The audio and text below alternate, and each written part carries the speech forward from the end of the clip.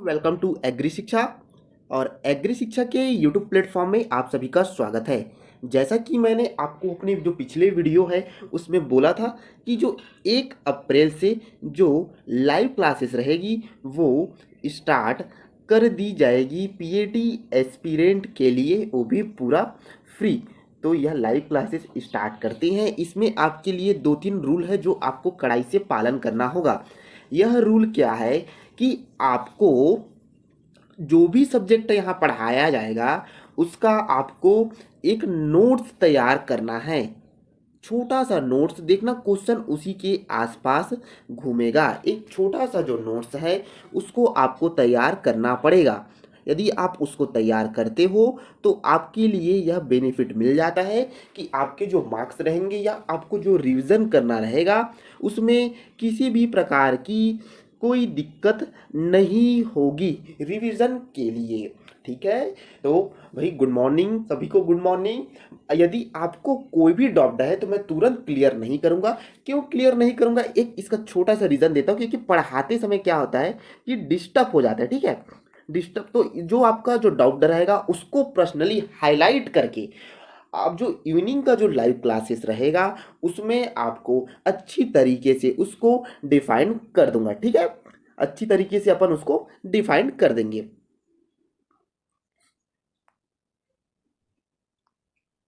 अच्छी तरीके से उसको डिफाइन कर देंगे। ठीक है, आज का जो लाइव क्लासेस रहेगा उसमें जो animal husbandry and poultry farming है उसका जो पहला चैप्टर है, जनरल चीज़ दिया है, जनरल डेयरी है, जनरल एनिमल है, उसके बारे में क्या हुआ था एनिमल हस्बेंड्री के बारे में, वो जनरल जनरल चीज़ें हैं। हम जो चैप्टर है उसको क्या करेंगे कि एक चैप्टर, ठीक है, एक chapter,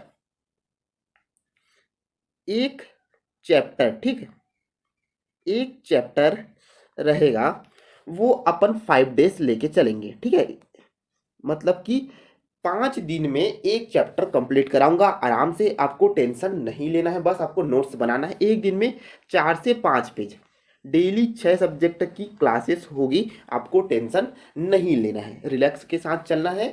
previous year question paper रहेगा, उसको आपको अच्छे से, प्रीवियस ईयर ये क्वेश्चन पेपर है उसको आपको अच्छे से रट लेना है। क्योंकि जो क्वेश्चन है वो अक्सर करके बहुत सारे क्वेश्चन, कम से कम बता रहा हूँ कि 50 से 60 क्वेश्चन प्रीवियस ईयर के आ जाते हैं। ठीक है, तो इसको तो मैं आज ही से सॉल्व कराना स्टार्ट कर दूंगा, तो आपको रटते चले जाना है। यदि आपको कोई डाउट है तो मैंने बोला है कि आपका डाउट हाईलाइट करके इवनिंग के क्लास में बताऊंगा। ठीक है, और आपको एक टारगेट लेके चलना है। क्या टारगेट लेके चलना है कि देखो भाई, मैं सिंपल से बता रहा हूँ कि आपको सबसे ज़्यादा मेहनत किस में करना है। अभी आपको क्या चाहिए, आप यहाँ क्यों आए हो, सिलेक्शन लेने के लिए आए हो। आपको क्या चाहिए, यहाँ पर आपको सिलेक्शन चाहिए। आप यहाँ आए हो सिलेक्शन लेने के लिए, तो सिलेक्शन के लिए आपको क्या करना पड़ेगा, स्मार्ट वर्क करना पड़ेगा। और स्मार्ट वर्क तो एक ही बार में तो नहीं हो पाएगा स्मार्ट वर्क। तो स्मार्ट वर्क करने के लिए आपको स्मार्ट बनना भी पड़ेगा। तो इसके लिए आपको क्या करना है कि आज ही से आपको एक सेटअप प्लान रखना है। सबसे पहले तो आप टाइम टेबल बनाओ। जैसे एग्री शिक्षा का ये टाइम टेबल बना है वैसे ही आप अपना भी टाइम टेबल बनाओ। कितने टाइम में लाइव क्लासेस अटेंड करना है, सेल्फ हावर्स, आपको कितना घंटा आपको अपने लिए पढ़ना है। कम से कम मैं बोलूँ तो भाई आपको 10 से 12 घंटे पढ़ना है। यदि आप घर से हमारा जो क्लास अटेंड कर रहे हो तो 12 से 14 घंटे करो, क्योंकि क्लासेस हमारा ज़्यादा नहीं रहता है, वही 6 घंटे के आसपास चलेगा। वो भी मैं ब्रेक दे दे के किया हूँ ताकि आप नोट्स वगैरह अच्छे से बना सको। और नोट्स तो हम प्रोवाइड करा ही दे रहे हैं, आपको स्क्रीनशॉट ले लेना है और क्या, ज़्यादा तो और कोई दिक्कत है ही नहीं। और ज़्यादा जो एक्स्ट्रा रहेगा उसको हम व्हाट्सएप ग्रुप के माध्यम से भेज देंगे। वैसे भी तो लिंक डिस्क्रिप्शन बॉक्स में मैंने दे ही दिया है। तो आपको एक टाइम टेबल बनाने के बाद अब आपको टारगेट रखना है। क्या रखना है कि टारगेट प्लान, टारगेट, आपको एक टारगेट रखना है पीएटी का। क्या टारगेट रखना है इसमें आपको कि जो पीएटी है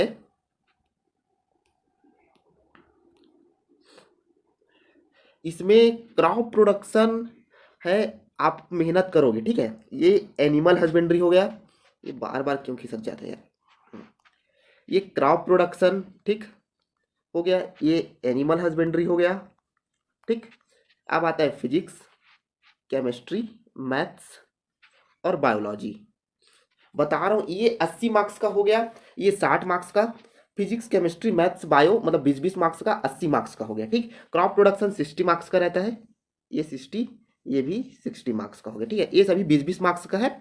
तो भाई क्रॉप प्रोडक्शन में एक क्राइटेरिया है कि क्वेश्चन तो इतना ज़्यादा हाई लेवल उठा के आजकल पूछता है व्यापम कि आप कितना भी अच्छा पढ़े रहो, एक रेंज देता हूँ, अक्सर तो जाता है 40, लेकिन मैं मानूँ तो आप लोग यदि फर्स्ट बार दे रहे होगे तो 35 से उस पर क्रॉस करना मुश्किल पड़ जाता है। तुक्का अच्छे से लगेगा तब जाके आपका कहीं नंबर है वो आएगा 41। एक एक का बात करते हैं पर्सनली। क्रॉप प्रोडक्शन में 35 क्रॉस करना मुश्किल हो जाएगा, अगर अच्छे से अगर पढ़े हो तब जाके आगे कहीं 41, नहीं तो 43, इससे ज़्यादा आना मेरे मुश्किल लगता है। अब जो स्कोरिंग है इसमें तो आप बोल रहे हो चलो 35 ला लिए, ठीक है सर हम 35 ला लेंगे, ठीक है बहुत अच्छा है, आप 35 ला रहे हो तो 35 ला लिए, यहाँ 35 लिख देता हूँ। ठीक है, अब एनिमल हस्बेंड्री की बात करते हैं। एनिमल हस्बेंड्री में क्या करना है कि इसमें जो मार्क्स हैं वो 50। क्रैश कोर्स कर रहे हैं तो रेगुलर वाले लोग को तो 58 भी पहुंचा देते हैं। पेपर बहुत इजी आता है, वैसे भी फर्स्ट क्लास इसी कारण एनिमल हस्बेंड्री रखा हूँ कि जो आपको आता है उसको अच्छे से करो, जो नहीं आता है क्योंकि क्रैश कोर्स का समय है, बहुत सारा पढ़ा दूंगा तो आपको भी दिक्कत हो जाएगा, आप पढ़ नहीं पाओगे। क्या कर नहीं पाओगे? पढ़ नहीं पाओगे।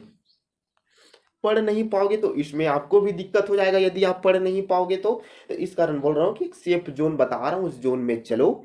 ये 50 हो गया और आपको 35 आपको कैसे भी करके लाना ही है।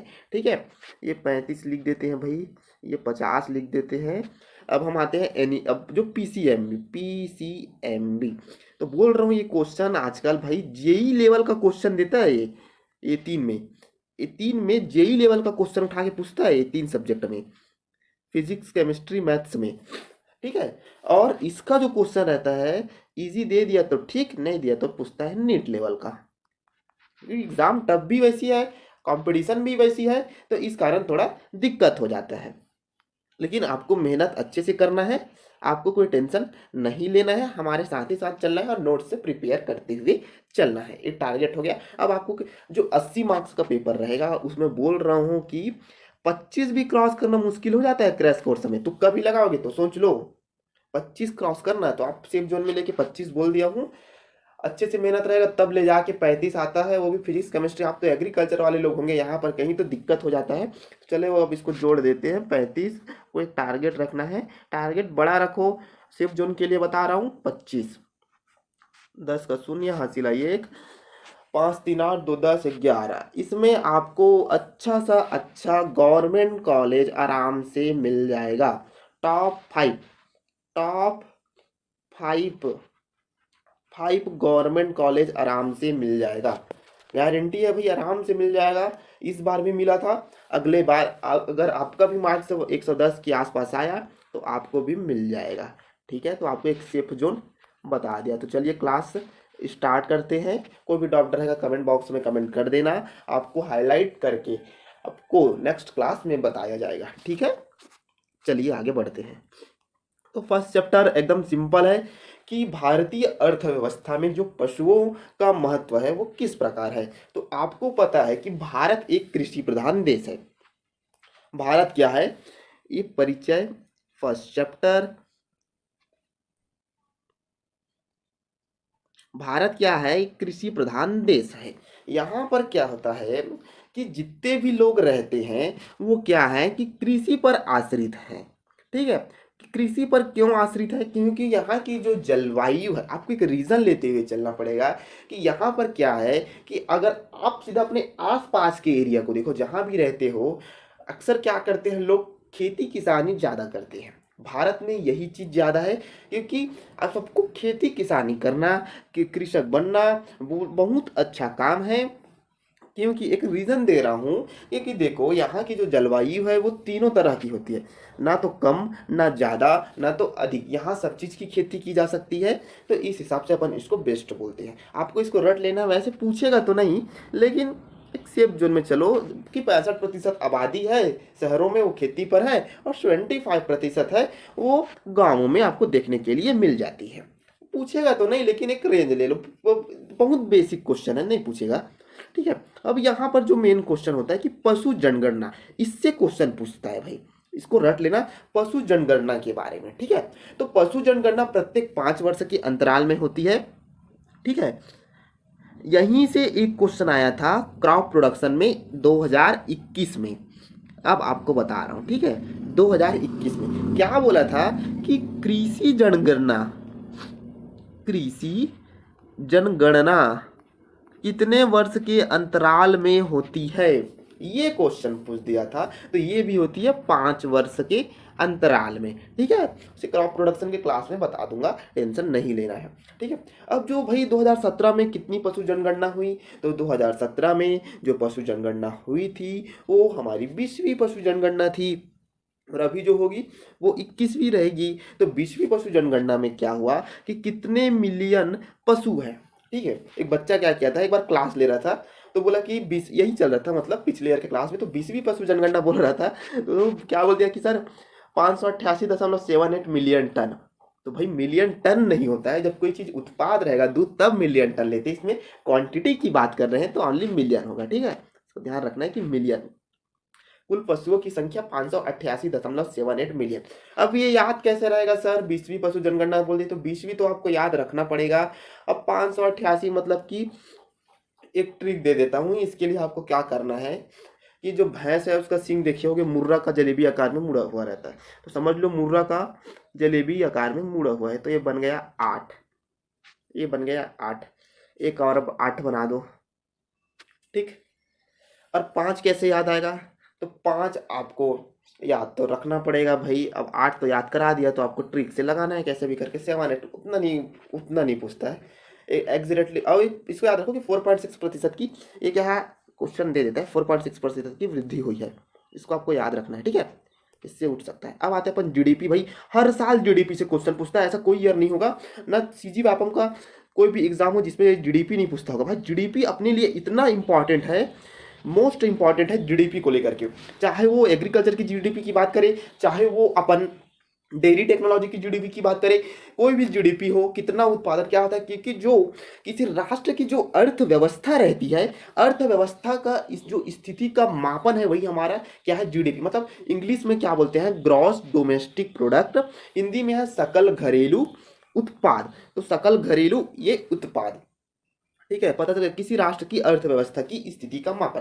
जैसे फॉर एग्जाम्पल देता हूँ कि छत्तीसगढ़ जैसे एक एक जैसे भारत है, ठीक है, अपना देश है भारत, नक्शा तो बनाते नहीं बनेगा, उतना अच्छा डायग्राम नहीं है।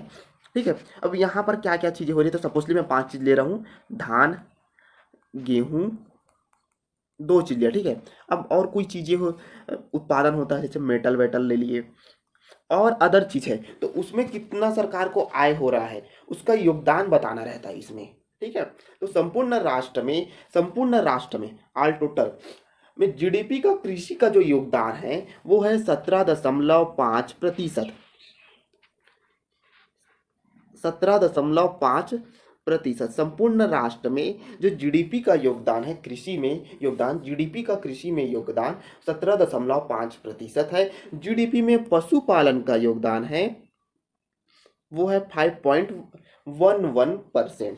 ठीक है, कोई डाउट होगा तो कमेंट कर दीजिए, आपको इसको रटते चले जाना है, डायरेक्ट क्वेश्चन आएगा, कोई डाउट वाला चीज़ नहीं है। यहाँ से कृषि की जीडीपी में इसको भी पूछता है भाई, 25%, 26%, 27%, इस टाइप का परसेंटेज आता है, तो आपको इसी के आसपास माना। ठीक है, अगर 25 दिया तो 25, 26 दिया तो 26, 27 दिया तो 27, कभी कभी ये दे देता है 24.5% दिया है, आया भी है एग्जाम में पीएटी में। तो कृषि की जीडीपी मतलब कि जो देखो किसान क्या करता है कि 6 महीने तक खेती किसानी करता है, फिर क्या करता है उसके बीच में 2 महीने पशुपालन कर देता है। तो पशुपालन जो करने का जो उनका मेन पर्पस रहता है वो क्या करते हैं, एक्स्ट्रा इनकम के लिए करते हैं, खाली रहते हैं उस कारण भी कर लेते हैं। तो भाई कृषि की जीडीपी में पशुपालन का योगदान, कृषि कर रहे हैं तो उसमें पशुपालन का योगदान कितना है, तो 26% है। डायरेक्ट रटो क्वेश्चन आएगा, प्रतिवर्ष पशुपालन का सकल घरेलू उत्पाद में योगदान बढ़ता जा रहा है। ये क्वेश्चन आया भी है, कौन सा ईयर में आया है,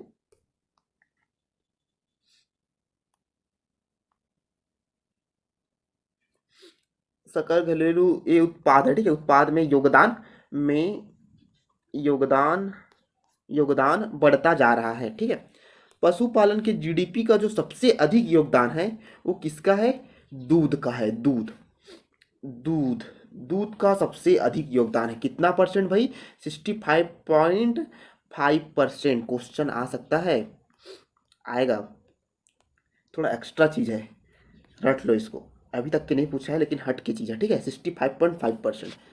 भारतीय अर्थव्यवस्था में पशुओं का योगदान नहीं आएगा। एक बार देख लेते हैं। कृषि में पशु का प्रयोग पौष्टिक आहार की प्राप्ति के लिए, खाद्य की प्राप्ति के लिए, राष्ट्रीय आय में वृद्धि।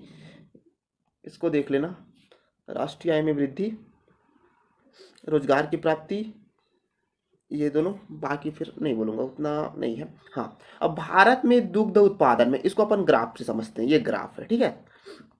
भारत में दुग्ध उत्पादन में जो भैंसों का योगदान है वो कितना है? यहाँ पर कुछ लिखा था यार कि प्रथम 51%, ठीक है। भैंसों का योगदान है, उसको आप मत देखो, इधर आपको अच्छे से क्लियर कर देता हूँ। पहले एक सर्कल ले लेते हैं, एक ऐसे बड़ा सा सर्कल लेके सर्कल बनाते हैं। तीर का निशान ले लेते हैं, इधर से एक और तीर का निशान ले लिए, इधर से एक और, इधर से एक और, ऐसे, ताकि आपको भी क्लियर हो। तो भारतीय अर्थव्यवस्था में अपन दूध तक पहुंच गए, ठीक है। दूध तो भाई सब पीते हैं। तो दूध उत्पादन में बात करें तो भैंसों का कितना योगदान है? तो सबसे ज्यादा दूध देती है, ये चल रहा है भारत की बात।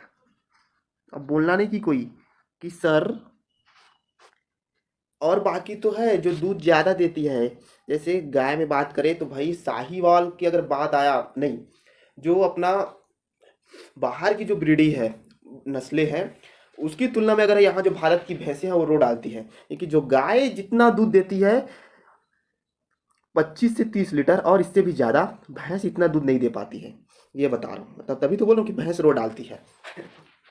मजाक कर रहा हूँ, सही बात है, लेकिन भैंस इतना दूध नहीं दे पाती जितना बाहर की जो एग्जॉस्टिक ब्रीड है, जर्सी, ठीक है, ये सब जो ब्रीडें हैं, इसकी तुलना में यहाँ की जो लोकल नस्लें हैं भैंसे, मानता हूँ कि भैंस ज़्यादा दूध देती है। आपको लगाना भी है, लेकिन विदेश की बात कर रहा हूँ, ठीक है।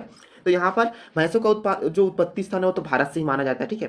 तो भैंसों का योगदान दूध में 49% प्रथम, ठीक है। सेकंड में है गाय 48%, ठीक है, ये सेकंड है, इसको याद रखना, ठीक है। भारत में प्रथम कौन है, सेकंड कौन है, और अन्य में ये तीसरा, बकरी तीसरा है, ठीक है, और अन्य 1%, और बाकी लोग ऊँट का दूध के रहता है और भेड़ का दूध रहता है, ये सब तीसरा आ जाता है, ठीक है, रख लेना है। दुग्ध उत्पादन में भारत का प्रथम स्थान है, कहाँ? विश्व में, ठीक है, विश्व में भारत का प्रथम स्थान है, ठीक। भारत में दुग्ध उत्पादन में उत्तर प्रदेश राज्य प्रथम स्थान में है। रट लो भाई, ये क्वेश्चन हमेशा पूछता है, इस साल भी आएगा, ठीक है। भारत का कुल दुग्ध उत्पादन में कितना मिलियन टन है? ये 2019 का डाटा था, और अभी के डाटा में बताऊं तो कहीं कहीं बोल रहे हैं कि 208 मिलियन टन। क्या हुआ था कि 2019-20 में 20-21 वाला कोविड का टाइम था, तो इसमें जो प्रोडक्शन है वो कम हो गया था। तो एक रेंज में पता किया हूँ, तो अभी पीआईबी के साइड से मेरे को नहीं मिला। एक साइट है डेयरी का, वहाँ से बहुत ढूंढा हूँ लेकिन नहीं मिला। यहाँ पर आप एक सेफ जोन में, अगर आपको कोई करेक्ट डाटा मिलता है तो बता देना। 2019 का है, लेकिन ये तो रॉन्ग माना जाएगा, इसको आप मत ही देखो। आप एक काम करना, ये लेके चलो, मैं बता रहा हूँ 208 मिलियन टन, ठीक है, इसको लेके चलो, एक सेफ जोन रहेगा। 2020-21 का, 2021-22 का अभी तो नहीं आया है, आएगा तो तुरंत बता दूंगा। वैसे पूछेगा तो यही 208 वाला आ सकता है, ठीक है। दुग्ध उत्पादन में सर्वाधिक लगभग 18.57% दुग्ध उत्पादन भारत में होता है। रट लो भाई, ठीक है। पूरे विश्व के लगभग 11% पशु हमारे भारत में पाए जाते हैं। इंपॉर्टेंट पॉइंट लेके आया हूँ, हाँ, फालतू का चीज़ नहीं है। फिर अपन जो ड्रॉपर बैच रहते हैं उसमें पूरा रामायण पढ़ा देते हैं। भारत में सर्वाधिक पशुपालन करने वाला राज्य यूपी। चलो भाई, अब कमेंट करो, यूपी किसमें फर्स्ट है? दुग्ध में फर्स्ट है, पहले मैं ही बोल देता हूँ, ठीक है। देसी गाय, हाँ, एक डॉक्टर था, इसको नीचे में क्लियर किया हूँ। इससे क्या समझते हो, इसको ऊपर में क्लियर करता हूँ, ठीक है। यहाँ पर क्या था कि गाय में 48 दिया है, तो भाई मैं पहले ही बोला कि गाय में विदेशी गाय का योगदान बहुत ज़्यादा है। तो आपको याद रखना है कि जो यहाँ की ब्रीडें है, गाय की देसी नस्ल है, उसको आपको लेके चलना है 22, विदेशी को लेके चलना है 23, 22 और 23, ठीक है। कोई भी डाउट है तो कमेंट बॉक्स में कमेंट कर सकते हो। एक बार फिर से पीडीएफ पूरा देख लो भाई, स्क्रीनशॉट लेना है ले लो। नेक्स्ट क्लास में मिलते हैं, चलिए, थैंक यू।